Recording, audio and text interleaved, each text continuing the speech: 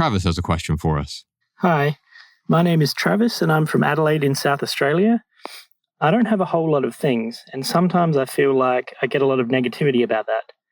Also, I get a lot of negativity about selling, donating, or throwing things away, particularly gifts, noting that the people that give me things know I don't like things. I don't talk about minimalism or push my beliefs on anyone else. I've never been able to figure out why the hate. I'd like to get your views on this. Thanks. This often comes up when we make a gigantic change in our lives, or sometimes even a small change that people they feel threatened by, right? The judgment creeps in. But of course, judgment is a mirror that reflects the insecurities of the judge quite often. And so when I get the hate, as Travis talks about, that often tells me much more about the person who's doling out the hate than it says about my own personal circumstance. That's right. I think it's important to note with things like this that there is no alternative that you can choose that's going to change the experience of other people forming negative thoughts about you.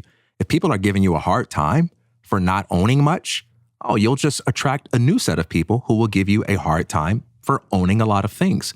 If people hate you for wearing blue, well, change to red and they'll hate you for that. It might be a different set of people, but this world is full of people who find all sorts of superficial reasons to hate others for all sorts of petty things. You're never going to get rid of that. It's about learning to live with that. The second thing I'll say is that you don't have to have a psychological theory for why other people are the way they are in order to learn how to effectively establish boundaries that protect you from the unwanted consequences of engaging them.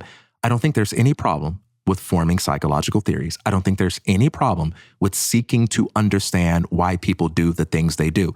But you neither have time or you don't have a requirement to do that for every situation. Sometimes it's sufficient to just know how to stand up for yourself, to just know how to say no, to just know how to say, I'm not going to tolerate that, to know how to walk in a different direction, to know how to end a conversation. There are a million reasons for why people do all sorts of things that are difficult to understand. And there's a time for you to make yourself a student of psychology and to try to figure out why people are like that. But there's also a time to just say, hey, look, I have to go. I have to end this conversation. Hey, look, I don't want to hear it. Or, hey, look, this is my life. I need you to respect it. I don't criticize you for the number of possessions that you own. I need you to respect the life that I choose to live. Can we do that? You know what I mean? So there's a time for just setting boundaries. And the reason I say that is because if you've got a lot of people in your life hating you, you don't want to end up becoming so preoccupied with them that you don't give yourself the freedom to move on until you fully understand them. It may be the case that they're so radically different from you that you'll never get to a point of understanding them. And love and respect is about how you can engage another human being even when you don't understand them. I never want my ability to love people and respect them to be dependent on me seeing life from their point of view. I strive to be that kind of person, but you know what? I'm limited too. I'm finite too. I've got weaknesses too. And sometimes I come across people where I just don't know how to put myself in their shoes. But guess what? I can love you anyway. I can respect you anyway. And I can establish the kind of context that's necessary for us to interact with one another harmoniously. I love that because, there are 5 words that change the way that I approach my relationships. Would you be willing to? Ellipsis. If I'm Travis in his scenario, I'm not going to convince anyone, which, by the way, that was my default. My ego is like, you know what? I just say the right things, then I will convince this person that I myself am righteous and what I'm doing is the appropriate thing to do. And now I need to convince them that decluttering isn't just good for me, it is good for everyone. And this is how you should live.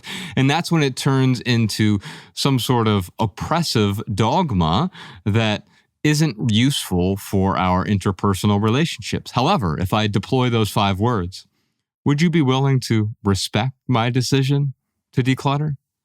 If they're your friend, what are they going to say? No, screw you. I'm not willing to respect your decluttering. Of course, there are some things that we don't want to tolerate. If I find out that TK is doing something illegal and he's a good friend of mine, or he's doing something immoral or unethical, I don't want to tolerate that. But if he's doing something that's just outside of my preferences, then yes, of course I want to respect that. In fact, I want to get curious about it. I want to understand what's going on behind that. Now, of course, it's not your job, Travis, to make other people curious about what you're doing. However, what I personally found was as I started simplifying, one of the first things I got was judgment. And it wasn't even mountains of judgment, but any judgment at first, when you're embarking on this new thing, you can't really defend it very well. You're not really sure if it's going to work out for you long term. So any level of scrutiny feels overwhelming. Oh, did I make the wrong decision? Oh, is this what I'm supposed to be doing with my life? Oh, maybe I made a wrong turn and this is actually not for me. Maybe I'm not a minimalist. Maybe I'm a fraud. Mm.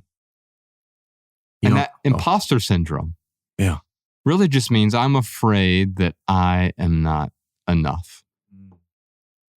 And when I think of that, the truth is I know I'm enough. But the tools that I use will help me get down to the essence of me. And that's what minimalism has done. And minimalism is just one of many tools. But as we encounter those people who are bringing those negative feelings, the criticisms, the cavils into our life, sometimes it's just showing me what their insecurities are. And as soon as I see that, I don't need to change them. I want to love them. I want to see them for who they are and recognize that, oh yeah, their criticism of me has to do with a deep hurt that's going on inside them. That's exactly right, man. I think there are two ways that we can think about confrontation. We can think of confrontation as combat, but we can also think of confrontation as curiosity. Confrontation as combat is when I address an issue by saying something really assertive and possibly threatening, like, hey, you need to stop. You need to get out of here. I'm not going to take that anymore. And there is indeed a time and place for confrontation by combat. However, confrontation by curiosity is when you call something to attention, shining a light on it by asking an honest but serious question about it. Hey, man, every time you come to my home, you criticize me for the amount of things I own. And it makes me feel like you don't respect my choices. Is that true? Now, at that moment, the other person might say, yeah, man, I guess it is true. I guess I don't respect your choices because they make me concerned in this way. And now you have a conversation that maybe you need to have with this friend, with this person that you love who truly doesn't respect your values. Or what might occur is they might say, oh, I'm sorry. I didn't know I was making you feel that way. One of the most self-defeating fallacies is what I call the I shouldn't have to fallacy. There's some truth, some value that's so obvious to us because of the way we think, the way we were raised, the way we have lived. And when we see others lacking it, we refuse to call it out or have a conversation about it because of the belief, I shouldn't have to. I shouldn't have to teach another person how to be more loving. I shouldn't have to teach a person how to show me respect. I shouldn't have to teach a person to not tease someone over something like that. Well, you can approach it that way, or you can say, we're all different.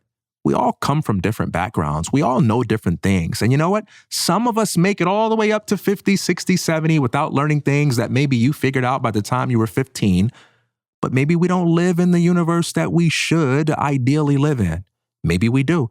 But I know that we live in the universe that we actually have. And in the one that we actually have, it happens to be a place where we benefit from learning from one another and engaging one another with a spirit of charity. Maybe the people that are teasing you or giving you a hard time, maybe they don't know that they're having the impact on you that they're really having.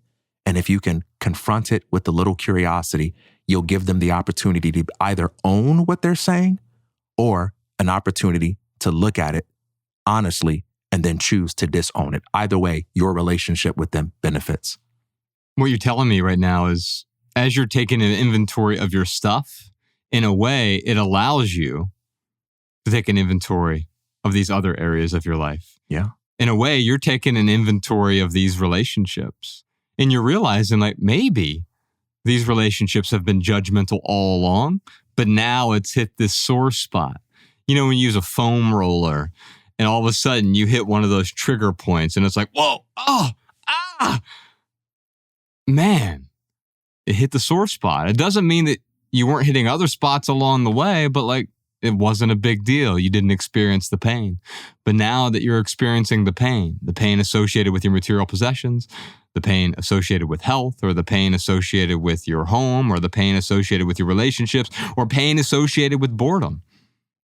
You're taking an inventory of those things and saying, you know what? This is causing me pain. Not let me get rid of the pain, but let me investigate the pain. Thanks for watching this highlight. If you'd like to check out another one, you can watch this clip here. Or if you'd like to watch the full episode for this highlight clip, you can check out this one here. Or you can dive into the full private podcast by subscribing via the Patreon link in the description for this video. Your Patreon support is what helps keep this podcast 100% advertisement free.